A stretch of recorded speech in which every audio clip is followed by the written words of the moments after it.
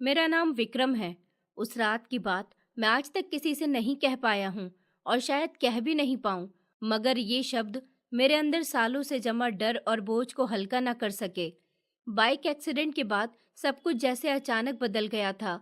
लोग कहते हैं कि हादसे इंसान को तोड़ देते हैं, पर उस हादसे ने मुझे अंदर से कुछ और ही बना दिया था। भाई की आंखों में उस दिन एक अजीब सा सूनापन था। वो बार बार मेरा नाम ले रहा था, जैसे कुछ कहना चाहता हो, पर शब्द उसके होठों पर आकर रुके जा रहे थे।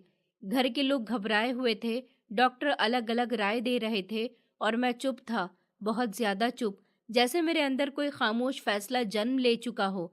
कुछ दिनों के बाद मैंने उसे एक ऐसी जगह छोड़ दिया जहां दीवारें चीखों को निगल जाती हैं और सच बाहर नहीं आता। उसने मेरा हाथ पकड़ा था, आखिरी बार बहुत कसकर, जैसे उसे अंदाजा हो कि मैं उसे कहीं दूर छोड़ने वाला हूँ।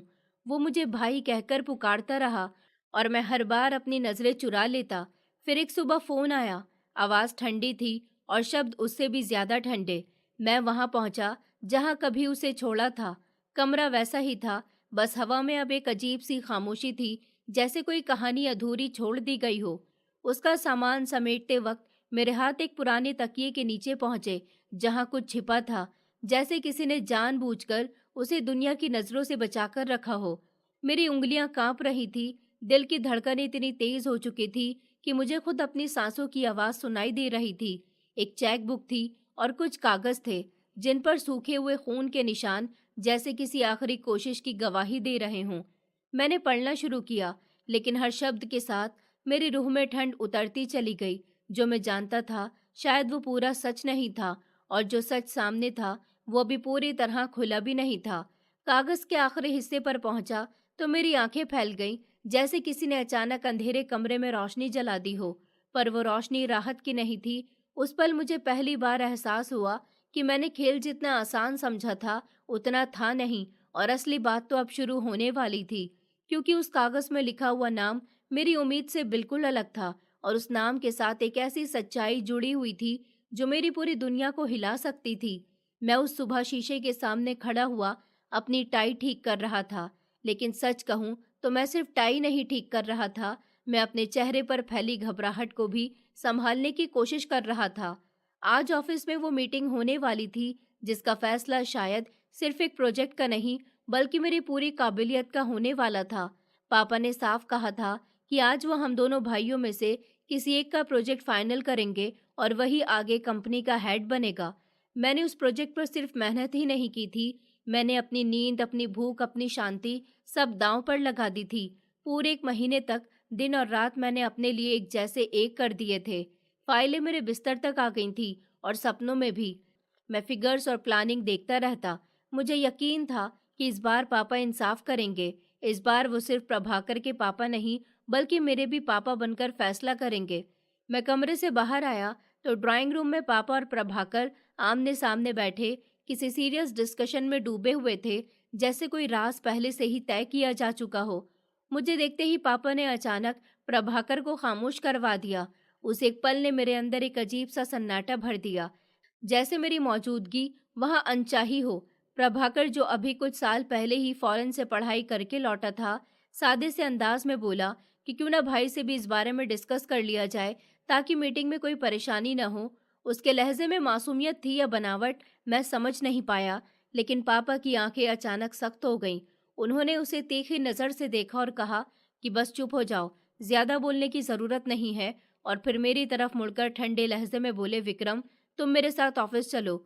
उनके शब्द तो आम थे, पर उनके पीछे कुछ ऐसा था जिसने मेरे दिल में एक अनजाना सा डर भर दिया, जैसे कोई फैसला पहले ही लिखा जा चुका हो और मुझे बस उसे सुनने के लिए बुलाया जा रहा हो। बचपन की कई तस्वीरें अचानक दिमाग में घूम गईं। जब प्रभाकर पैदा हुआ था तो उसकी हालत बेहद नाजुक थी। 24 दिन तक वो अस्पताल में जिंदगी और मौत के बीच झूलता रहा था। पापा हर रात अस्पताल की कुर्सी पर बैठकर उसके सर पर हाथ फेरते रहते थे। शायद उसी दिन से उनका दिल पूरी तरह उसी के नाम हो गया था। माँ भी उसके लिए प्रार्थनाओं का साया बनकर खड़ी रहती थी, और मैं धीरे धीरे इस घर में एक साइड किरदार बनता चला गया, जिसे जरूरत पड़ने पर बुला लिया जाए और बाकी समय अनदेखा कर दिया जाए। हम तीनों ऑफिस के लिए निकल पड़े। कार की ड्राइविंग सीट पर मैं था, पर मेरा दिमाग कहीं और ही भाग रहा था। सिग्नल बदलते रहे, सड़कें कटती रहीं, लेकिन मेरे अंदर सिर्फ एक ही सवाल गूंजता रहा, क्या पापा आज भी मेरे साथ वही करेंगे जो वो हमेशा करते आए हैं?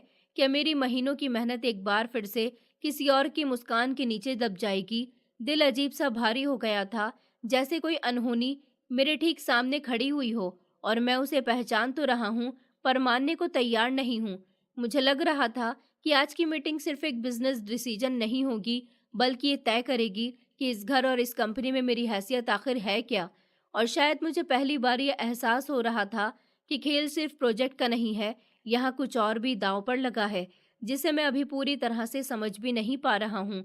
हम ऑफिस पहुंचे तो बाहर की चमक दमक हमेशा की तरह वैसे ही थी, लेकिन आज मुझे हर चीज थोड़ी अलग लग रही थी, जैसे दीवारें भी कोई फैसला जानती हों और बस मेरे मुंह से उसका नाम सुनने का इंतजार कर रही हों। जैसे ही मैंने ऑफिस की लॉबी में कदम रखा, प्रभाकर ने अचानक मेरा हाथ पकड़ लिया। उसकी पकड़ में अजीब सी गर्माहट थी। मैंने उसकी तरफ देखा तो उसके चेहरे पर नरमी फैली हुई थी। वो धीमे लहजे में बोला कि परेशान मत हो, मैंने पापा को तुम्हारे प्रोजेक्ट के बारे में बहुत कुछ समझाया है। इस बार तुम्हें ही प्रोजेक्ट मिलेगा। उसकी बात सुनकर मैं एक पल के लिए ठिठक गया। हैरानी और उम्मीद दोनों एक साथ दिल में उठे, लेकिन इससे पहले कि मैं उससे कुछ पूछ पाता, वो मुस्कुराता हुआ आगे बढ़ गया, जैसे उसने अपना किरदार निभा दिया हो और अब असली मंजर शुरू होने वाला हो। कुछ ही देर के बाद मीटिंग रूम का दरवाजा बंद हुआ और अंदर का माहौल अचानक सीरियस हो गया। लंबी टेबल के चारों ओर कंपनी के सीनियर लोग बैठे हुए थे। सबकी निगाहें पापा पर थी और पापा की निगाहें हम दोनों भाइयों पर। सबसे पहले प्रभाकर की बारी आई। उसने जो प्रोजेक्ट पेश किया वो सच कहूँ तो बहुत ही सिंपल सा था, एक छोटा सा आइडिया जिसे मैंने पहले भी कई बार सुना था। उसमें ना कोई बड़ा रिस्क था, ना कोई खास विजन, फिर भी पापा उसे ऐसे सुन रहे थे जैसे किसी अनमोल खोज को परखा जा रहा हो। वो बीच बीच में सर हिलाते नोट्स लेते और प्रभाकर की हर बात को गौर से समझते। फिर मेरी बारी आई। मैंने फाइल खोली और पूरे कॉन्फिडेंस के साथ बोलना शुरू किया। उस एक महीने की हर रात, हर जागी हुई सुबह, हर बलिदान जैसे मेरी आवाज में उतर आया था। मैंने मार्केट की पूरी रिसर्च रखी, पॉसिबिलिटीज समझाई, रिस्क एनालिसिस बताया और फ्यूचर की ग्रोथ का पूरा ब्लूप्रिंट उनके सामने रख दिया। जो भी सवाल पूछा गया, मैंने बिना घबराहट के उसका जवाब दिया, क्योंकि जब इंसान ने सच में मेहनत की हो तो उसे महफिल से डर नहीं लगता। उसे बस मौका चाहिए खुद को साबित करने का। प्रेजेंटेशन खत्म करके मैं एक तरफ बैठ गया। कमरे में कुछ पल के लिए सन्नाटा छा गया। सबकी निगाहें पापा पर टिक गईं, जैसे फैसला अब बस उनके होठों पर आकर ठहर गया हो। मुझे अंदर से पूरा यकीन था कि इस बार इंसाफ होगा, इस बार मेहनत की जीत होगी, लेकिन मैं ये नहीं जानता था कि पापा के दिमाग में क्या चल रहा है। कुछ लम्हों बाद उन्होंने धीरे से सर उठाया और प्रभाकर की तरफ देखते हुए बोले कि तुम्हारा प्रोजेक्ट मामूली जरूर है, मगर आने वाले वक्त के लिए ये बहुत ही बेहतरीन साबित हो सकता है। तुमने जो बुनियाद रखी है, अगर हम उस पर काम करें तो फ्यूचर में हमें बड़ा फायदा हो सकता है। तभी मेरे सीने में जैसे कुछ धंस गया। फिर उन्होंने मेरी तरफ देखा और कहा, रही बात विक्रम के प्रोजेक्ट की, तो यह हर तरीके से बेहतर है, इसमें कोई शक नहीं, लेकिन फिलहाल हम इसे वेटिंग पर रखते हैं और प्रभाकर के प्रोजेक्ट पर काम शुरू करते हैं, ताकि कंपनी को सही डायरेक्शन मिल सके। उस पल मुझे सचमुच लगा जैसे किसी ने मेरे अंदर से सारा खून निकाल लिया हो। मैं कुर्सी पर बैठा था, लेकिन शरीर सुन्न हो चुका था। कमरे में बैठे लोग भी एक दूसरे को देखने लगे, क्योंकि सबको अंदाजा था कि फैसला क्या होना चाहिए था। मैंने प्रभाकर की तरफ देखा। उसके चेहरे पर भी हैरानी थी। शायद वो सच में उम्मीद नहीं कर रहा था कि ऐसा होगा, ये शायद वो बहुत अच्छी एक्टिंग कर रहा था। मैं समझ ही नहीं पाया। पापा अब अपनी बात को ओपिनियन से समझाने लगे, लेकिन मेरे कानों में कुछ नहीं पड़ रहा था। शब्द जैसे दूर कहीं धुंधले पड़ गए थे। मैं अचानक कुर्सी से उठा, दरवाजा खोला और बिना पीछे देखे बाहर निकल गया। पूरा महीना मैंने खुद को उस प्रोजेक्ट में झोंक दिया था। मैंने दोस्तों से दूरी बना ली थी, खाना समय पर खाना छोड़ दिया था, नींद को अपना दुश्मन बना लिया था, और आज मुझे ये सुनने को मिला कि मेरा आइडिया वेटिंग में रहेगा, और जिस आइडिया में न गहराई थी न मेहनत, उसे कंपनी का बेहतर फ्यूचर डिक्लेयर्ड कर दिया गया। गुस्से में मैंने कार स्टार्ट की और बिना सोचे समझे सड़क पर दौड़ा दी। पता ही नहीं चला कब मैं अपने दोस्त के क्लब के बाहर पहुंच गया। दोपहर के 3 बजे थे, लेकिन अंदर का माहौल रात जैसा था। तेज लाइटें, हवा में घुली शराब की गंध और गाने की तेज धुन पर झूमते हुए लोग। हर तरफ हंसी थी, शोर था, बेफिक्री थी। और उस भीड़ के बीच मैं था, अंदर से टूटा हुआ, गुस्से से भरा हुआ, और शायद कोई ऐसा फैसला लेने के लिए बिल्कुल करीब, जिसे उस वक्त मैं खुद भी नहीं समझ पा रहा था। क्योंकि जब इंसान की मेहनत कुचली जाती है, तो वह सिर्फ दुखी नहीं होता, उसके अंदर कुछ और भी जन्म लेता है, कुछ ऐसा जो धीरे धीरे उसे बदलने लगता है। मैं गुस्से में जाकर कुर्सी पर नहीं गिरा, बल्कि जैसे अपने अंदर भरे तूफान को पटक कर बैठ गया। मेरी आंखों में सचमुच खून उतर आया था, और ऐसा लग रहा था कि अगर उस समय किसी ने भी मुझे छू लिया तो शायद मैं खुद पर काबू नहीं रख पाऊंगा। पापा ने आज जो किया वो सिर्फ एक बिजनेस डिसीजन नहीं था, वो मेरे ऊपर सीधा वार था। हर बार प्रभाकर को आगे बढ़ाना और मुझे इस तरह किनारे कर देना मेरे अंदर सालों से जमा दर्द को फिर जगा देता था। मैं उनका बड़ा बेटा हूँ, ये बात मैं खुद को बार बार याद दिलाता रहा, क्योंकि शायद उन्हें कभी याद ही नहीं रहा। उनके सपने, उनके फैसले, उनका गर्व, सब कुछ हमेशा प्रभाकर के नाम ही क्यों हो जाता है? क्या मैं सिर्फ जिम्मेदारियां उठाने के लिए पैदा हुआ था और तारीफें किसी और के हिस्से लिखी गई थी? बचपन से लेकर आज तक मैं बस ये साबित करता आया हूँ कि मैं काबिल हूँ, मगर हर बार मुझे ये एहसास दिला दिया जाता कि मैं काफी नहीं हूँ। आज ये सब मेरे अंदर ज्वालामुखी की तरह फूट रहा था। काउंटर पर खड़े लड़के ने जब मुझसे पूछा, सर क्या लेंगे आप, तो मैंने उसकी तरफ बिना देखे सर हिलाया और कहा, आज कुछ ऐसा बना दो जो दिमाग की आग बुझा सके। मेरी आवाज भारी थी, गुस्से से भरी हुई, जैसे हर शब्द दांत भींच कर निकाला जा रहा हो। गिलास मेरे सामने आया, मैंने उसे हाथ में लिया और एक ही सांस में आधा खाली कर दिया। लेकिन शराब मेरे मन की जलन को कम नहीं कर पा रही थी। मेरे सामने बार बार वही मंजर घूम रहा था। ऑफिस की लॉबी में प्रभाकर का मेरा हाथ पकड़ना, उसका नरम लहजा, उसका भरोसा दिलाना कि भाई परेशान मत हो, मैंने पापा को सब समझा दिया है, आपका ही प्रोजेक्ट फाइनल होगा। अब वही शब्द मेरे कानों में हथौड़े की तरह बज रहे थे। अगर पापा ने पहले से फैसला कर लिया था तो फिर प्रभाकर ने मुझे उम्मीद क्यों दी? अगर सब कुछ पहले से तय था तो फिर मीटिंग में वो भाई से भी डिस्कस कर लेते हैं वाली बात क्यों कही गई? क्या ये सिर्फ एक दिखावा था? क्या ये दोनों पहले से ही मिलकर मेरे साथ खेल खेल रहे थे? मेरे दिमाग में हर बात एक दूसरे से जुड़ने लगी, जैसे कोई अधूरी पहेली अचानक समझ आने लगी हो। क्या प्रभाकर जानता था कि पापा उसका ही प्रोजेक्ट चुनेंगे और उसने मुझे इसीलिए भरोसा दिलाया ताकि मैं पूरी ताकत से अपना प्लान सामने रख दूं और बाद में वही प्लान किसी और नाम से इस्तेमाल किया जा सके? या फिर उससे भी ज्यादा खतरनाक कुछ चल रहा था? क्या वो मुझे जानबूझकर भड़काना चाहता था ताकि मैं गुस्से से कोई गलती कर बैठूं और पापा के सामने हमेशा के लिए गलत साबित हो जाऊं? मैंने दूसरा गिलास भी खाली कर दिया, लेकिन अब शराब नहीं बल्कि शक मेरे खून में दौड़ रहा था। हर शब्द, हर नजर, हर मुस्कान अब मुझे नकली लगने लगी थी। कहीं ऐसा तो नहीं कि मैं सिर्फ नजरअंदाज नहीं किया जा रहा, बल्कि मुझे धीरे धीरे खेल से बाहर किया जा रहा है? अगर ये सच है तो फिर मैं अब चुप नहीं बैठूंगा, क्योंकि जिस इंसान को बार बार किनारे किया जाता है वो एक दिन किनारा नहीं रहता, वो लहर बन जाता है। मेरा दिमाग गुस्से की आग में इस तरह जल रहा था जैसे किसी ने पेट्रोल उंडेल कर चिंगारी फेंक दी हो। क्लब की तेज लाइटें धुंधली लग रही थी और गानों की आवाज मेरे कानों में शोर नहीं बल्कि ताने बनकर गूंज रही थी। काउंटर वाले लड़के ने चुपचाप मेरे सामने एक और शराब का गिलास रख दिया। शायद उसने मेरी आंखों में उतरता हुआ तूफान देख लिया था।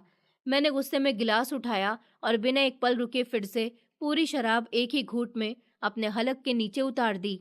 वो जलन जैसे मेरे सीने को चीरती हुई नीचे गई, लेकिन अंदर की आग फिर भी शांत नहीं हुई, उल्टा और भड़क गई। मैंने खाली गिलास को इतनी ताकत से काउंटर पर पटका कि वो चकनाचूर हो गया। कांच के टुकड़े चारों तरफ बिखर गए और आसपास खड़े लोग एक पल को सहम गए। क्लब की एक स्टाफ लड़की तेजी से मेरी तरफ बढ़ी, शायद हालात को संभालने के लिए, लेकिन मेरे दोस्त ने उसे इशारे से रोक दिया। लगता है उसे खबर मिल चुकी थी कि मैं आया हूँ, इसलिए वो तुरंत मेरे पास आ गया। मैं कुछ कह पाता उससे पहले ही उसने मेरे कंधे पर हाथ रखा और धीमे लहजे में पूछा, क्या बात है? दिन के वक्त तो तुम ऑफिस में होते हो, फिर यहाँ क्या कर रहे हो और इतने गुस्से में क्यों हो? उसका सवाल जैसे मेरे अंदर जमी सारी कड़वाहट को बाहर निकालने का दरवाजा बन गया। मैं दांत भींचकर बोला, मुझे प्रभाकर को जान से मार देना है। उसने मेरी जिंदगी बर्बाद कर दी है। बचपन से लेकर आज तक उसने हर मोड़ पर मुझे हराया है। पापा ने उसे अपना फेवरेट बना दिया, अब मम्मी भी उसी को सर पर बिठाए रहती हैं। मैं क्या हूँ इस घर में? क्या मैं इंसान नहीं हूँ? क्या मेरे सीने में दिल नहीं धड़कता? क्या मुझे दर्द नहीं होता? मेरी आवाज इतनी ऊंची हो चुकी थी कि आसपास बैठे कुछ लोग हमें देखने लगे। मेरा दोस्त एक पल को चुप रहा, फिर बोला, तू बच्चों की तरह क्यों रिएक्ट कर रहा है? वो बीमार था, इसलिए तेरे माँ बाप उसे ज्यादा प्यार करते हैं, इसमें गलत क्या है? मैं लगभग चिल्लाते हुए बोला, गलत ये है कि हर कामयाबी पर उसका नाम चिपका दिया जाता है। मैं चाहे कितनी भी मेहनत कर लूं, चाहे अपनी जान लगा दूं, मगर मुझे कभी अहमियत नहीं मिलती। अहमियत सिर्फ प्रभाकर को मिलती है। आज भी जब हम दोनों ने पापा के सामने अपना प्रोजेक्ट रखा और हर इंसान मेरे काम को सराह रहा था, तब भी पापा ने उसी को ऊपर रख दिया और मेरे प्रोजेक्ट को इंतजार में डाल दिया। क्या उन्हें जरा सा भी एहसास नहीं होता कि मैं भी उनके खून का हिस्सा हूँ? मेरी सांसें तेज हो चुकी थी और शब्द बेकाबू होकर निकल रहे थे। मैंने फिर कहा कि मुझे उसे अपनी जिंदगी से हमेशा के लिए हटा देना है, ताकि हर जीत सिर्फ मेरी हो। माँ बाप का सारा प्यार सिर्फ मुझे मिले। वो भी कभी महसूस करें कि साइड कैरेक्टर होना क्या होता है। मेरी बात सुनकर उसने मेरा हाथ कसकर पकड़ लिया और संजीदा आवाज में बोला, तू इस वक्त गुस्से में है, इसलिए ऐसी बातें कर रहा है। प्रभाकर तेरा भाई है, खून का रिश्ता है। तू अब ज्यादा दिमाग पर सवाल मत चढ़ा। ज्यादा सोचेगा तो खुद बीमार हो जाएगा, समझ रहा है ना? लेकिन उस वक्त मेरी समझ जैसे कहीं खो गई थी। मैं खुद नहीं जानता था कि मैं क्या बोल रहा हूँ और क्या करने की ठान चुका हूँ। मेरे मन में सिर्फ एक ही बात हथौड़े की तरह बज रही थी, मैं प्रभाकर को मार दूंगा और वो इसी लायक है। मेरा दोस्त काफी देर तक मुझे समझाता रहा, मगर उसकी एक बात भी मेरे दिमाग में नहीं उतर रही थी। शराब और गुस्सा मिलकर मेरे अंदर एक अजीब सा अंधेरा पैदा कर चुके थे। रात के करीब 10 बजे मैं अचानक उठा और बिना पीछे देखे क्लब से बाहर निकल गया। गाड़ी में बैठते ही मैंने मोबाइल उठाया। स्क्रीन पर दर्जनों मिस कॉल चमक रही थी। मम्मी, पापा, प्रभाकर, मैनेजर और कई अनजान नंबर, जैसे सब मुझे तलाश रहे हों। एक पल के लिए दिल में हल्की सी बेचैनी उठी, मगर अगले ही पल मैंने मोबाइल स्विच ऑफ किया और पीछे की सीट पर फेंक दिया। मैंने एक्सीलेटर दबाया और गाड़ी अंधेरी सड़क पर दौड़ पड़ी। शहर की रोशनी पीछे छूटती जा रही थी और मेरे मन में जो फैसला आ चुका था, वो हर गुजरते मिनट के साथ और पक्का होता जा रहा था। मुझे नहीं पता था कि आगे क्या होने वाला है, बस इतना जानता था कि आज की रात बिल्कुल आम नहीं है और शायद मेरी जिंदगी की दिशा हमेशा के लिए बदलने वाली है। उस पल दिल तो चाहता था कि गाड़ी मोड़ दूं और शहर से बहुत दूर निकल जाऊं, किसी ऐसी जगह जहां न ये घर हो, न ये मुकाबला हो, न किसी की उम्मीदें हों, न किसी की तुलना, बस सन्नाटा हो और मैं हूँ। लेकिन मैं ये भी जानता था कि अगर आज रात घर नहीं पहुंचा तो बात सिर्फ चिंता तक नहीं रुकेगी, पुलिस कंप्लेंट होगी, फोन पर फोन आएंगे और मैं किसी वजह तमाशे का हिस्सा बन जाऊंगा। और सच कहूं तो आज मुझ में किसी भी तरह की सफाई देने की ताकत नहीं बची थी। मैंने गाड़ी घर के पोर्च में रोकी, इंजन बंद किया, कुछ पल यूं ही स्टीयरिंग पकड़े बैठा रहा, जैसे खुद को समझा रहा हूं कि अंदर जाना ही होगा। फिर भारी कदमों से दरवाजा खोला और सीधा सीढ़ियों की तरफ बढ़ गया। मेरा इरादा साफ था, किसी से नजर नहीं मिलानी है, सीधे कमरे में जाकर दरवाजा बंद कर लेना है। लेकिन मैं अभी 2 सीढ़ियां ही चढ़ा था कि पापा की गूंजती हुई आवाज ने मुझे वहीं रोक दिया। क्या चल रहा है तुम्हारे दिमाग में? अकल है या नहीं? दोपहर के 3 बजे से गायब हो, अब 10 बजे लौट रहे हो। मीटिंग के बीच से क्यों चले गए? तुम्हें जरा भी समझ नहीं है क्या? उनकी आवाज में गुस्सा था, मगर साथ में एक अजीब सा बैलेंस भी, जैसे वो खुद को समझा रहे हों कि बात ध्यान से रखनी है। उन्होंने आगे कहा, अगर मैंने तुम्हारे प्रोजेक्ट को इंतजार में रखा है तो इसमें गलत क्या है? तुम्हारा प्रोजेक्ट पूरा तैयार है, हम उसे अगले फेज में बिना देर किए शुरू कर सकते हैं। इंसान को जज्बातों से नहीं, दिमाग से फैसले लेने चाहिए। जब हम एक प्रोजेक्ट पूरा कर लेंगे तो हमारा एक्सपीरियंस बढ़ेगा और फिर हम सब मिलकर तुम्हारे प्रोजेक्ट को और बड़े लेवल पर लागू कर पाएंगे। वो लगातार बोलते जा रहे थे कि अभी जो आइडिया चुना गया है वो अधूरा जरूर है, लेकिन उसमें पॉसिबिलिटीज हैं। अगर हम उस पर मेहनत करें तो वो भी रंग ला सकता है। दोनों तरफ फायदा हमारा ही है। ये बात तुम्हें समझ क्यों नहीं आती? मैंने उनकी तरफ देखा। मेरी निगाहें ठंडी और सख्त थी, जैसे अंदर जमा सारा दर्द अब आंखों के रास्ते बाहर आना चाहता हो। लेकिन मैंने कुछ नहीं कहा और अपने कमरे की तरफ बढ़ने लगा। तभी प्रभाकर की आवाज आई, भाई, पापा आपसे बात कर रहे हैं, उनकी बात सुनकर जाइए। क्या हो गया है आपको? तभी मैं पलटा। वो पापा के बराबर में खड़ा था, चेहरे पर चिंता, जैसे सच में उसे मेरी फिक्र हो। उस एक पल में मेरे मन में इतनी तीखी नफरत उठी कि सच कहूं तो दिल चाहा आगे बढ़कर उसका गला दबा दूं और हमेशा के लिए इस मुकाबले को खत्म कर दूं। लेकिन मैं जानता था ये सिर्फ गुस्से की आग है, हकीकत में मैं ऐसा नहीं कर सकता। मैंने उसे घूरते हुए कहा कि तुम छोटे हो, छोटे बनकर रहा करो, मेरे बाप बनने की ज़रूरत नहीं है। फिर मेरी उँगली अनजाने में पापा की तरफ उठ गई और शब्द बिना रुके निकल गए। अगर आपको मुझसे इतनी ही प्रॉब्लम है, तो मुझे पैदा क्यों किया था? प्रभाकर को ही पैदा कर लेते, आपकी ज़िंदगी आसान हो जाती। मेरी ज़रूरत ही क्या थी? मेरी आवाज़ काँप नहीं रही थी, वो तेज़ और साफ थी, जैसे सालों से दबे हुए सवाल आज बाहर आने का रास्ता पा गए हों। मैंने आगे कहा, आप हर बार मेरी मेहनत को रोक कर रखते हैं, जैसे मेरा फ्यूचर भी किसी वेटिंग की लिस्ट में डाल दिया हो। मेरी बात सुनकर पापा कुछ पल के लिए चुप हो गए। फिर उन्होंने धीमे मगर भारी लहजे में पूछा, तुम्हारे दिल में प्रभाकर के लिए इतनी नफरत क्यों भरी हुई है? वो तुम्हारा भाई है, खून का रिश्ता है, कम से कम उसका तो ख्याल करो। उनकी ये बात मेरे लिए मरहम नहीं नमक थी। मैंने कड़वी हंसी के साथ जवाब दिया, अगर ये मेरा भाई है तो इसे भी मेरी तरह रखिए। जिस तरह आप मुझे हर बात में नज़रअंदाज करते हैं, उसी तरह इसे भी कीजिए, तब समझ आएगा बराबरी किसे कहते हैं। घर के हॉल में अजीब सा सन्नाटा फैल गया। तीनों के बीच खड़े उस सन्नाटे में सिर्फ अनकहे इल्जाम थे, अनसुने दर्द थे और एक ऐसा फासला था जो हर गुजरते पल के साथ और गहरा होता जा रहा था। और मुझे पहली बार महसूस हुआ कि ये लड़ाई सिर्फ प्रोजेक्ट की नहीं है, ये लड़ाई उस जगह की है जो मैं इस घर में कभी पा ही नहीं सका। मैंने सीधा पापा की आंखों में देखते हुए कहा, मेरी अहमियत इस घर में 2 कौड़ी की है, तो प्रभाकर को भी वही अहमियत दीजिए। बराबरी करनी है तो सच में कीजिए, सिर्फ शब्दों में नहीं। पापा, आप हमेशा मुझ में और प्रभाकर में फ़र्क करते आए हैं और यही फ़र्क धीरे धीरे मेरे दिल में इतना गहरा खालीपन छोड़ गया कि अब उसमें न प्यार बचा है न अपनापन। मैंने कड़वे लहजे में आगे कहा, एक दिन ऐसा आएगा जब मैं आप लोगों को कहीं नज़र भी नहीं आऊँगा, तब शायद आपको एहसास होगा कि जिसे आप नज़रअंदाज करते रहे, वो भी इसी घर की दीवारों में सांस लेता था। आपने प्रभाकर को इतना सर पर चढ़ा लिया है कि आपको मैं दिखाई ही नहीं देता, और जिस दिन मैं इस दुनिया से चला जाऊंगा, उस दिन भी शायद आपको ज़्यादा फर्क नहीं पड़ेगा, क्योंकि आपके पास प्रभाकर होगा, आपका फेवरेट बेटा।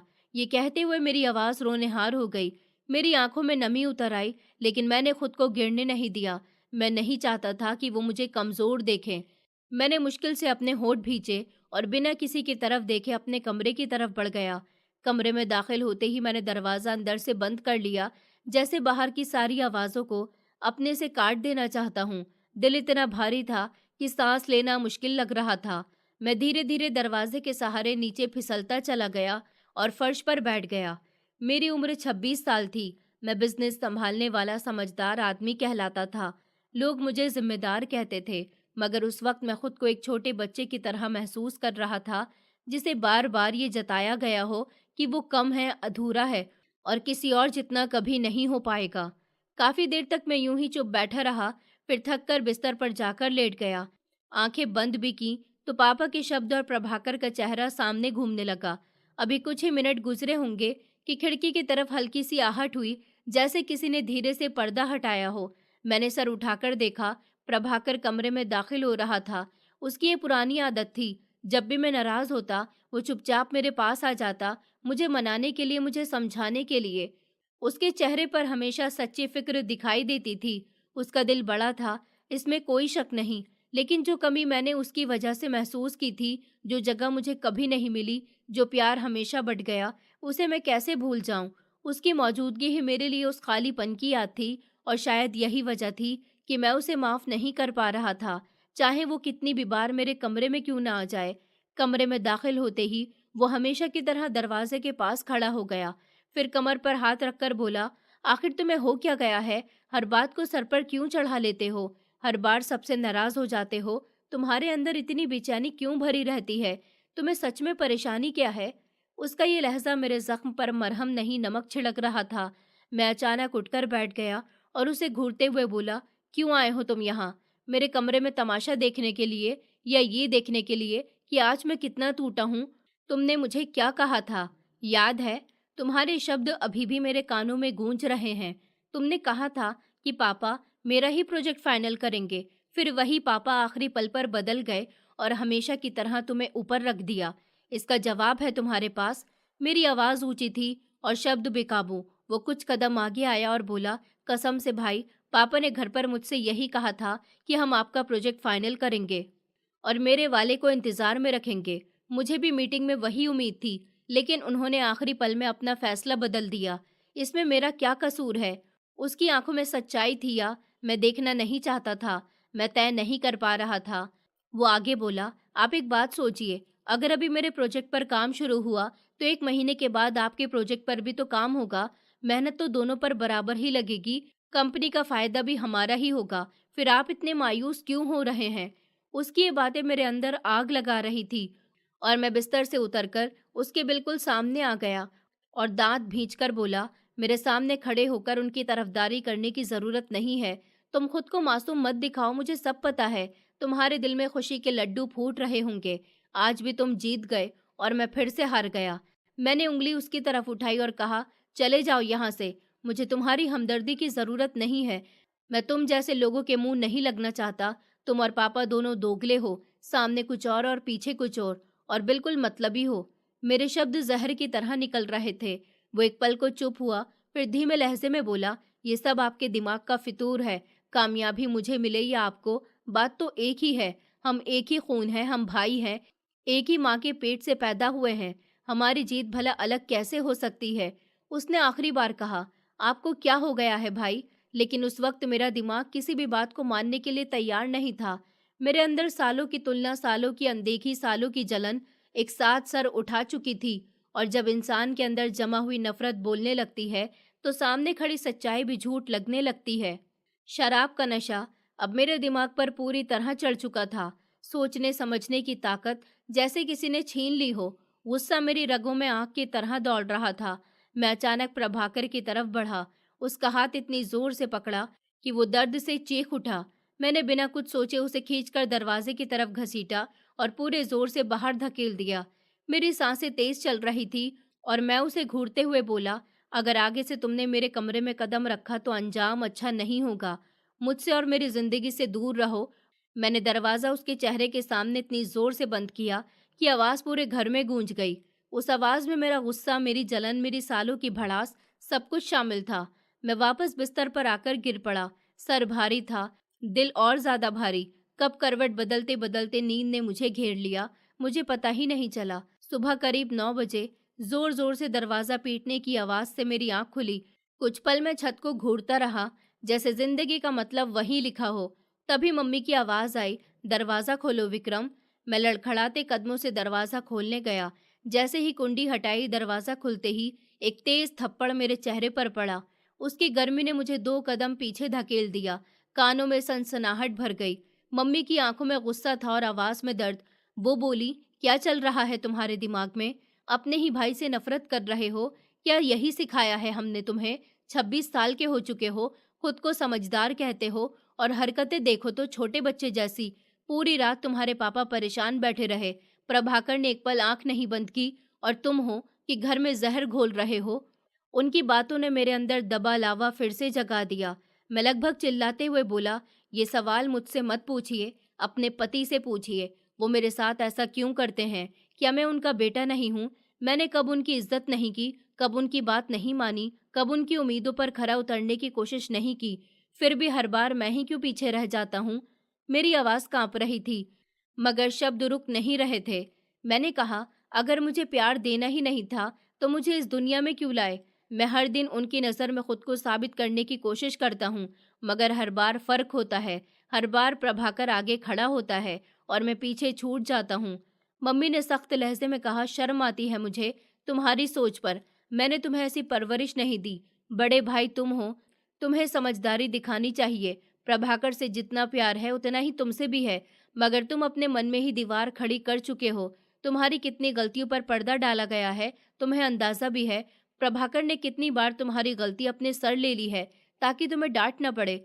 फिर उन्होंने उंगली उठाकर कहा कि खबरदार, जो तुमने मेरे पति को जरा भी टेंशन दी, मेरे पास उनके सिवा कुछ नहीं है। अगर उन्हें कुछ हो गया तो मैं तुम्हें कभी माफ नहीं करूंगी। ये कहकर वो चली गई। मैं वहीं खड़ा रह गया, जैसे किसी ने मेरे सीने में खालीपन भर दिया हो। मतलब साफ था, अगर पापा या प्रभाकर को कुछ हुआ तो दुनिया हिल जाएगी, लेकिन अगर मैं टूट जाऊं तो शायद कोई आवाज भी नहीं उठेगी। मैं धीरे से बिस्तर पर बैठ गया। आंखों में फिर वही जलन, वही खून उतर आया और उस पल मुझे महसूस हुआ कि मेरे अंदर प्रभाकर के लिए जो चिढ़ थी वो अब आम जलन नहीं रही थी, वो धीरे धीरे नफरत में बदल रही थी। ऐसी नफरत जो इंसान को अंदर से खा जाती है और एक दिन उसे कुछ ऐसा करने पर मजबूर कर देती है जिसका रास्ता वापस नहीं होता। कहते हैं जलन और नफरत इंसान से वो करवा देती है जिसका उसने कभी ख्वाब में भी ख्याल नहीं किया होता। और उस सुबह मैं उसी मोड़ पर खड़ा था जहां से लौटना आसान था, मगर मैंने लौटने के बजाय अंधेरे की तरफ कदम बढ़ा दिए। मैंने अचानक मोबाइल उठाया। उंगलियां हल्की सी कांप रही थी, पर इरादा सख्त था। मैंने अपने दोस्त सुनील को फोन मिलाया। शहर में उसका नाम सीधा नहीं लिया जाता था, लोग इशारों में बात करते थे। वो पैसों के बदले कुछ भी कर सकता था। पहली ही बैल पर उसने कॉल उठा ली। मैं हेलो भी नहीं कह पाया था कि उसकी हंसी मिली। लापरवाह आवाज कानों से टकराई। क्या हुआ विक्रम भाई? कौन सा काम है? किसको उठाना है? किसका खेल खत्म करना है? नाम बोलो और समझो काम हो गया। वो अक्सर ऐसे ही मजाक में बात शुरू करता था और मैं हर बार हंसकर बात टाल देता था, लेकिन आज मेरे लहजे में हंसी नहीं थी। मैंने सीधा कहा, इस बार काम सच में है। प्रभाकर का एक्सीडेंट करवाना है। मरना नहीं चाहिए, लेकिन हाथ पैर टूट जाए, महीनों बिस्तर से उठ न सके, बस इतना ही काफी है। बहुत सह लिया, अब इसे सजा देकर ही रहूंगा। कब तक मैं घुट घुट कर जीता रहूं? मैं भी इंसान हूं, मेरे सीने में भी दिल है। फोन के उस पार कुछ पल के लिए खामोशी छा गई। फिर सुनील की आवाज बदली हुई लगी। उसने कहा, क्या हो गया है विक्रम भाई? प्रभाकर तो आपका छोटा भाई है ना? आखिर ऐसा क्या कर दिया उसने कि आप उसकी जिंदगी बर्बाद करने पर उतर आए हैं? उसके सवाल ने एक पल को मुझे रोक दिया। मैं कुछ सेकंड चुप रहा, फिर ठंडे लहजे में बोला, काम के बाद पूरे 3 लाख रुपए दूंगा। अब तुम बताओ, काम करोगे या नहीं? बस ध्यान रहे, मरना नहीं चाहिए वो, पर ऐसी हालत कर दो कि जिंदगी भर याद रखे। सुनील फिर कुछ देर चुप रहा, फिर बोला, देखो काम मैं पैसों के लिए करता हूँ, पर तुम मेरे अपने हो। तुमसे पूरा पैसा भी नहीं लूंगा, लेकिन वजह जानना चाहता हूँ। खून का रिश्ता है, आखिर क्यों ऐसा करना चाहते हो? उसके शब्द मेरे सीने में अटक गए।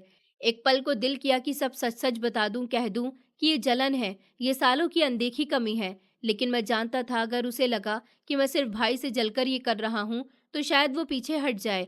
इसलिए मैंने अपने शब्दों को मोड़ा तोड़ा और कहानी कुछ और बना दी। मैंने कहा, बात सिर्फ बिजनेस की नहीं है, वो मुझे बर्बाद करने पर तुला हुआ है।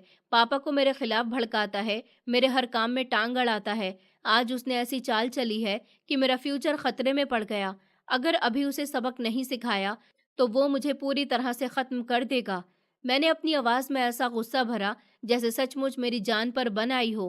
फोन के उस पार सुनील गहरी सांस लेकर बोला, ठीक है, सोच कर बताता हूँ। जल्दबाजी में कदम उठाना ठीक नहीं है, पर अगर तुमने ठान ही लिया है तो रास्ता निकाल लेंगे। फिर कॉल कट हुई। कमरे में सन्नाटा था, लेकिन अब ये सन्नाटा पहले जैसा नहीं था। अब इसमें एक साजिश की आहट थी और मैं पहली बार समझ रहा था कि मैं जिस रास्ते पर कदम रख चुका हूँ वहां से वापसी आसान नहीं होगी। कमरे की दीवारें उस रात मुझे सच में जिंदा लग रही थी, जैसे वो मेरी हर सांस, हर धड़कन, हर डर और हर गलती को सुन रही हों और चुपचाप उसे अपने अंदर कैद करती जा रही हों। फोन मेरे हाथ से फर्श पर गिर चुका था, लेकिन उसके गिरने की आवाज भी मुझे ऐसे सुनाई दी जैसे बहुत दूर किसी और दुनिया में कुछ टूटा हो। मेरे कानों में बस एक ही बात हथौड़े की तरह बज रही थी, तूने कहा था मरना नहीं चाहिए, लेकिन ब्रेक फेल हो गए थे। मैं वहीं खड़ा रह गया, जैसे मेरे पैरों में किसी ने शीशा भर दिया हो। मैं तो सिर्फ उसे सबक सिखाना चाहता था, उसे कुछ महीनों के लिए बिस्तर पर देखना चाहता था, ताकि उसे भी एहसास हो कि दर्द क्या होता है, नजरअंदाजी क्या होती है, तन्हाई क्या होती है, लेकिन मौत नहीं। ये मैंने नहीं सोचा था, ये मेरे इरादे में नहीं था। फिर भी सच मेरे सामने खड़ा हुआ था, नंगा और डरावना। अचानक दरवाजे की घंटी बजी और उस एक आवाज ने मेरे सीने को ऐसे चीर दिया जैसे किसी ने अंदर तक चाकू घुसा दिया हो। मम्मी रसोई से बाहर आई, पापा कमरे से निकले। मैं दीवार के सहारे खड़ा हुआ था। दरवाजा खुला, बाहर पुलिस की गाड़ी खड़ी थी, 2 आदमी खड़े थे और उन्होंने पूछा, क्या ये प्रभाकर का घर है? मम्मी की आवाज कांप गई। उन्होंने कहा कि जी। क्या हुआ है मेरे बेटे को? उस आदमी ने कहा कि एक्सीडेंट हुआ है, हालत बहुत सीरियस है, अभी अस्पताल में है। मम्मी की चीख पूरे घर में गूंज गई। पापा का चेहरा सफेद पड़ गया और मैं पहली बार समझ पाया कि नफरत की आग में जलते हुए मैंने सिर्फ अपने भाई को नहीं, अपने पूरे घर को जला दिया। अस्पताल का कॉरिडोर ठंडा था, लेकिन मेरे अंदर लावा उबल रहा था। जब प्रभाकर को आईसीयू में ले जाया जा रहा था, उसकी आंखें एक पल को खुली। उसने मुझे देखा। उसकी आंखों में दर्द था, सवाल था, भरोसा था और शायद आखिरी उम्मीद भी थी कि उसका बड़ा भाई उसके साथ खड़ा होगा। लेकिन मैं नजरें झुका गया क्योंकि मैं उसकी नज़र का सामना करने लायक ही नहीं बचा था। फिर डॉक्टर बाहर आए। उन्होंने कहा कि बहुत खून बह चुका है, हालत नाजुक है, अगले 24 घंटे बहुत अहम है। मम्मी ज़मीन पर बैठकर रोने लगी। पापा दीवार से टिक गए और मैं सोच रहा था कि अगर वो चला गया तो क्या मैं खुद को कभी माफ़ कर पाऊंगा? क्या मैं ज़िंदगी भर अपने ही साये से भागता रहूंगा? उसी वक्त मेरे मोबाइल पर एक मैसेज आया। लिखा था कि ब्रेक हमने फेल नहीं किए थे, काम किसी और ने पहले ही कर दिया था, इससे किसे फ़ायदा है? मेरी सांस अटक गई। अगर ये काम सुनील ने नहीं किया तो फिर किसने किया? क्या कोई और था जो हमारे घर की दरारों को देख रहा था, जो हमारे झगड़ों का इंतजार कर रहा था, जो चाहता था कि हम आपस में टूट जाएं और वो बाहर खड़ा मुस्कुराता रहे? मेरे दिमाग में अचानक पापा के बिजनेस पार्टनर का चेहरा उभरा, वही जो पिछले महीनों से प्रोजेक्ट को लेकर बहस कर रहा था, वही जिसे प्रभाकर के रास्ते से हटने में फायदा था। मुझे एहसास हुआ कि मैं अपनी जलन में इतना अंधा हो गया था कि किसी और की साजिश देख ही नहीं पाया। मैंने खुद अपने हाथों से अपने घर की नींव हिला दी और किसी और ने उसी दरार में जहर भर दिया। आईसीयू के बाहर लाल लाइट जल रही थी और उस रोशनी में मुझे पहली बार साफ दिखा कि नफरत इंसान को पहले अंदर से मारती है, फिर बाहर की दुनिया को तबाह करती है। कॉरिडोर के दूसरे सिरे पर कोई खड़ा था। वो मुझे घूर रहा था। उसके चेहरे पर हल्की सी मुस्कान थी, ऐसी मुस्कान जो सिर्फ उसी के चेहरे पर आती है जिसका प्लान पूरी तरह कामयाब हुआ हो। उस पल मुझे समझ आया कि मैंने जो खेल शुरू किया था वो अब मेरे बस में नहीं रहा। मैं सिर्फ खिलाड़ी नहीं रहा था, मैं किसी और की चाल बन चुका था। और अगर प्रभाकर को कुछ हो गया तो शायद अगली बारी मेरी होगी, क्योंकि ऐसे खेल में मोहरे कभी बचे नहीं रहते। और पहली बार मेरे दिल में अपने भाई के लिए नफरत नहीं, डर नहीं, बल्कि एक प्रार्थना उठी कि वो बच जाए, क्योंकि अगर वो नहीं बचा तो मैं जिंदगी भर जिंदा होकर भी मरा हुआ इंसान बन जाऊंगा। मैं कुछ सेकंड तक वहीं खड़ा रहा, जैसे मेरे शरीर की सारी नसों में दौड़ता खून अचानक पत्थर बन गया हो, जैसे दिमाग ने शरीर को हुक्म देना बंद कर दिया हो और आत्मा ने अंदर से मुझे छोड़ दिया हो। फिर एक झटके में जैसे होश वापस आया और मैं पागलों की तरह भागा, बिना ये सोचे कि घर में कौन देख रहा है, कौन पुकार रहा है। मैं दरवाज़ा खोलकर बाहर निकला, गाड़ी की चाबी हाथ में ली, लेकिन हाथ कांप रहे थे। किसी तरह दरवाज़ा खोला, इंजन स्टार्ट किया और एक्सीलेटर इतनी ज़ोर से दबाया कि टायरों की चीख सुनसान रात को चीरती चली गई। सड़क खाली थी, लेकिन मेरे मन में तूफान उठा हुआ था। ऐसा शोर, ऐसा हाहाकार कि मुझे अपनी ही सोच सुनाई नहीं दे रही थी। मेरे अपने शब्द मेरे कानों में गूंज रहे थे कि मरना नहीं चाहिए, और अब वही शब्द मेरे सीने को नोच रहे थे, जैसे हर शब्द मुझे कटघरे में खड़ा कर रहा हो। कुछ दूरी पर लाल और नीली चमकती लाइटें दिखाई दी। भीड़ जमा थी, लोगों की परछाइयां हिल रही थी और मेरा दिल इतनी जोर से धड़क रहा था कि लगा अभी पसलियां तोड़कर बाहर गिर जाएगा। मैंने गाड़ी सड़क किनारे फेंकी और भीड़ को धक्का देता हुआ आगे बढ़ा। लोग कुछ बोल रहे थे, लेकिन मुझे कुछ सुनाई नहीं दे रहा था। और फिर मेरे कदम अचानक रुक गए। प्रभाकर की कार सामने थी, उसका अगला हिस्सा पूरी तरह कुचल चुका था। लोहे की चादरें मुड़ी हुई थी, शीशे के टुकड़े सड़क पर ऐसे बिखरे थे जैसे किसी ने सितारे तोड़कर जमीन पर फेंक दिए हो। मेरे कानों में गूंजती एक भयानक सन्नाटा। तभी अस्पताल से फोन आया कि प्रभाकर होश में आया है, मुझसे मिलना चाहता है। मैं भागा हुआ अस्पताल पहुंचा और प्रभाकर जिस वार्ड में था वहां दाखिल हुआ। मेरा गला सूख चुका था। प्रभाकर, मेरी आवाज मुझे ही अजनबी लगी, जैसे किसी और ने मेरे मुंह से ये नाम लिया हो। मैंने उसका हाथ पकड़ा, वो ठंडा था लेकिन पूरी तरह बेजान नहीं। मतलब अभी सांसें बाकी थी, अभी उम्मीद बाकी थी। तुम आराम करो, तुम बिल्कुल ठीक हो जाओगे। उसकी आंखें आधी खुली थी, जैसे वो किसी को ढूंढ रहा हो, और फिर उसकी नजर मुझ पर आकर ठहर गई।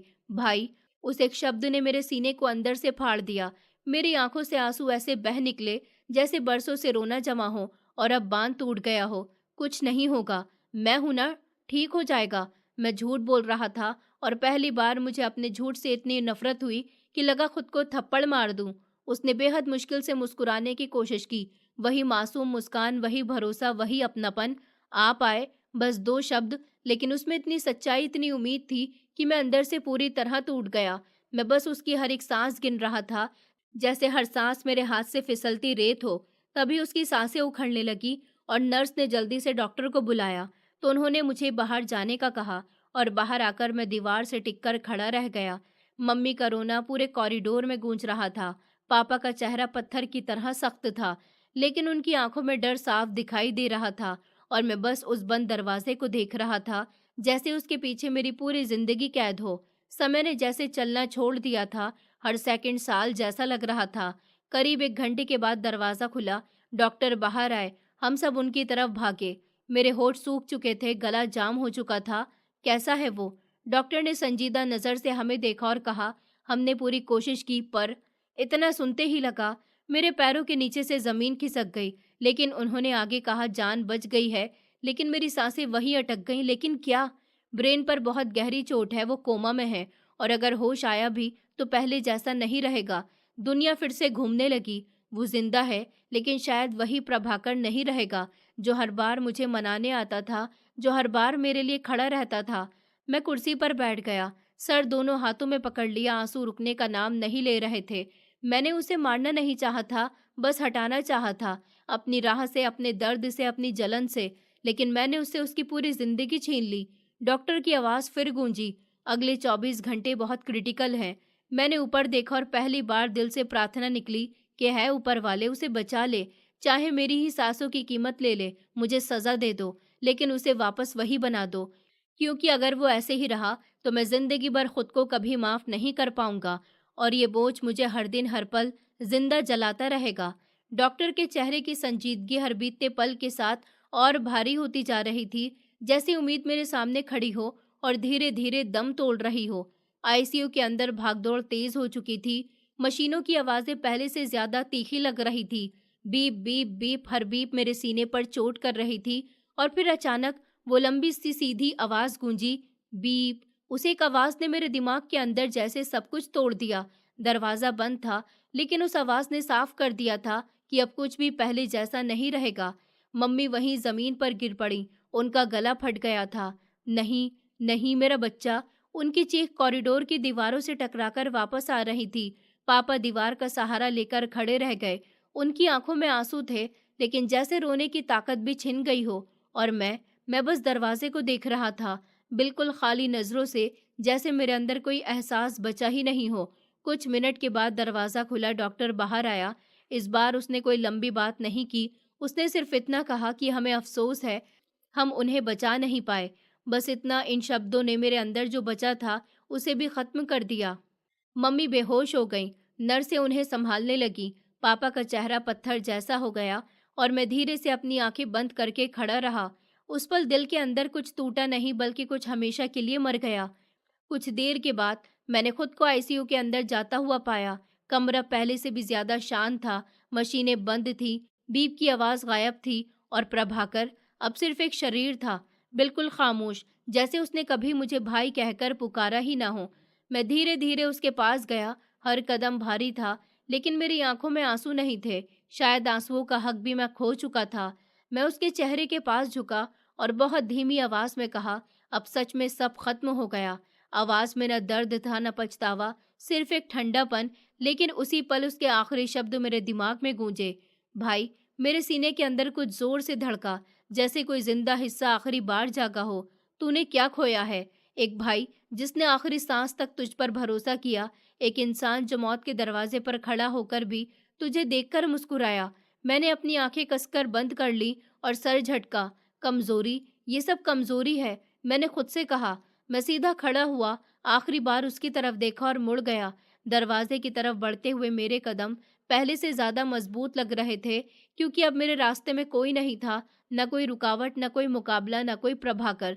अब सब कुछ सिर्फ मेरा था, या कम से कम उस पल मुझे ऐसा लग रहा था। मुझे ये नहीं पता था कि असली सजा अब शुरू होने वाली है, क्योंकि कुछ गुनाह ऐसे होते हैं जो अदालत में नहीं, दिल के अंदर सजा देते हैं, और वो सजा उम्र भर चलती है। और मैं अभी उस उम्र कैद की शुरुआत पर खड़ा था। अंतिम संस्कार के बाद घर सच में घर नहीं रहा था, वो सिर्फ दीवारों का ढांचा बनकर रह गया था। लोग जा चुके थे, रिश्तेदारों की फुसफुसाहटें थम चुकी थी, रोने की आवाजें भी कहीं गुम हो गई थी, लेकिन एक अजीब सी भारी खामोशी हर कोने में फैल गई थी। ऐसी खामोशी जो कानों से ज्यादा दिल पर सुनाई देती है। मैं अपने कमरे में अकेला बैठा था। सामने टेबल पर जायदाद के वही कागज रखे थे जिनके लिए मैंने अपनी इंसानियत तक गिरवी रख दी थी, जिनके लिए मैंने अपने ही भाई की सांसों से खेला, जिनके लिए मैंने अपने घर की नींव हिला दी। मैंने कांपते हाथों से उन कागजात को उठाया, कुछ पल उन्हें घूरता रहा, जैसे उनमें कोई जवाब छुपा हो, फिर वापस टेबल पर रख दिया।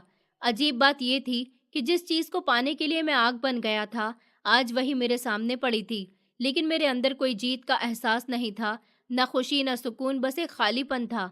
पता नहीं क्यों मेरे कदम अपने आप उठे और मैं उस कमरे की तरफ चल पड़ा जहां अब सिर्फ यादें बची थी। प्रभाकर का कमरा। दरवाजा आधा खुला था। मैंने उसे धीरे से धक्का दिया। कमरा वैसा ही था, सब कुछ अपनी जगह पर रखा हुआ, जैसे वो अभी अंदर आएगा, मुस्कुराएगा और कहेगा, भाई कुछ चाहिए क्या? मेरे कदम भारी हो गए। मैं धीरे धीरे अंदर गया। उसके टेबल पर रखी किताबें, उसकी घड़ी, उसकी कुर्सी, हर चीज मुझे घूर रही थी, जैसे मुझसे सवाल कर रही हो कि क्या यही था तुम्हारा प्यार? क्या यही था तुम्हारा भाईचारा? मैंने नजरें फेर ली और उसके बिस्तर के पास जाकर बैठ गया। तकिया हल्का सा टेढ़ा था। मैंने उसे सीधा करने के लिए हाथ बढ़ाया, लेकिन जैसे ही तकिया उठाया, नीचे कुछ दबा हुआ महसूस हुआ। मेरी धड़कन अचानक तेज हो गई। मैंने धीरे से तकिया हटाया। नीचे कुछ पुराने कागज रखे थे, हल्के मुड़े हुए, जैसे जानबूझकर छुपाकर रखे गए हों। मेरी उंगलियां कांप रही थी, फिर भी मैंने उन्हें उठाया और पढ़ना शुरू किया। पहला कागज जायदाद के ट्रांसफर का था। मेरी आंखें सिकुड़ गईं, लेकिन अगले ही लाइन ने मेरी सांस रोक दी। सब प्रॉपर्टी का अधिकार विक्रम के नाम। मेरे हाथ वहीं जम गए। मैंने जल्दी जल्दी आगे पढ़ा। हर पन्ने पर, हर दस्तावेज में सिर्फ मेरा नाम था। सब कुछ पहले से ही मेरे नाम किया जा चुका था। मेरी सांसें भारी हो गईं। ये कैसे हो सकता है? फिर नीचे एक और कागज था, एक चिट्ठी। मैंने उसे कांपते हाथों से खोला। भाई, अगर आप ये पढ़ रहे हैं तो शायद मैं आपके सामने नहीं हूँ। मेरी आंखों के आगे सब कुछ धुंधला होने लगा। मुझे पता है आपको हमेशा लगता था कि पापा मुझे आपसे ज्यादा पसंद करते हैं, लेकिन सच ये है कि मैं हमेशा चाहता था कि सब कुछ आपका हो। हर शब्द मेरे सीने को चीर रहा था। इसलिए मैंने पापा से कहकर सारी जायदाद आपके नाम करवा दी, बिना आपको बताए। मेरी आंखों से आंसू गिरने लगे। मैं बस ये चाहता था कि एक दिन आप बिना किसी शिकायत के मुस्कुरा सकें। अब मैं पढ़ नहीं पा रहा था, शब्द तैर रहे थे। आप मेरे बड़े भाई हैं और मेरे लिए सबसे ज्यादा जरूरी भी। कागज मेरे हाथ से गिर गया। कमरे में वही खामोशी थी, लेकिन मेरे अंदर तूफान उठ चुका था। मैं घुटनों के बल वहीं बैठ गया, दोनों हाथों से सर पकड़ लिया और पहली बार दिल से चीखा, ये मैंने क्या कर दिया? जिस भाई ने अपने हिस्से की खुशी भी मेरे नाम कर दी, मैं उसी की सांसें छीन बैठा। वो हर पल जब उसने मुझे समझाने की कोशिश की, वो हर बार जब उसने भाई कहा, वो आखिरी मुस्कान जब वो स्ट्रेचर पर लेटा था, सब कुछ मेरी आंखों के सामने जिंदा हो उठा। मैं फर्श पर बैठा रो रहा था, बिल्कुल टूट कर, जैसे अब कुछ भी बचा नहीं। उस दिन मुझे जायदाद मिल गई थी, सब कुछ मिल गया था, लेकिन जिसके लिए ये सब था वो ही नहीं रहा। अब मेरे पास सिर्फ एक चीज बची थी, पछतावा। ऐसा पछतावा जो सांसों के साथ चले, ऐसा पछतावा जो रातों को सोने न दे, ऐसा पछतावा जो हर आईने में मेरा असली चेहरा दिखाए। मैं जीत गया था, लेकिन उस जीत ने मुझे जिंदगी भर का हारा हुआ इंसान बना दिया। जलन और नफरत इंसान से ऐसे फैसले करवा देती है जिनका पछतावा उसे पूरी जिंदगी करना पड़ता है। कभी कभी हम जिस चीज के लिए लड़ते हैं, वही चीज मिलने के बाद भी हमें खुशी नहीं देती। रिश्तों की कीमत जायदाद और दौलत से कहीं ज्यादा होती है। गलतफहमी और गुस्से में लिया गया एक फैसला पूरी जिंदगी बर्बाद कर सकता है। इसलिए हमेशा फैसले शांत दिमाग से लें और अपने अपनों की सच्चाई समझने की कोशिश करें, क्योंकि बाद में सिर्फ पछतावा ही हाथ आता है। दोस्तों, उम्मीद करती हूँ आपको हमारी कहानी पसंद आई होगी। कहानी पसंद आई है तो वीडियो को लाइक करें, चैनल पर नए हैं तो चैनल को सब्सक्राइब करें और हाँ, नोटिफिकेशन बेल को ज़रूर दबाएं ताकि अगली अपडेट सबसे पहले आपको मिले।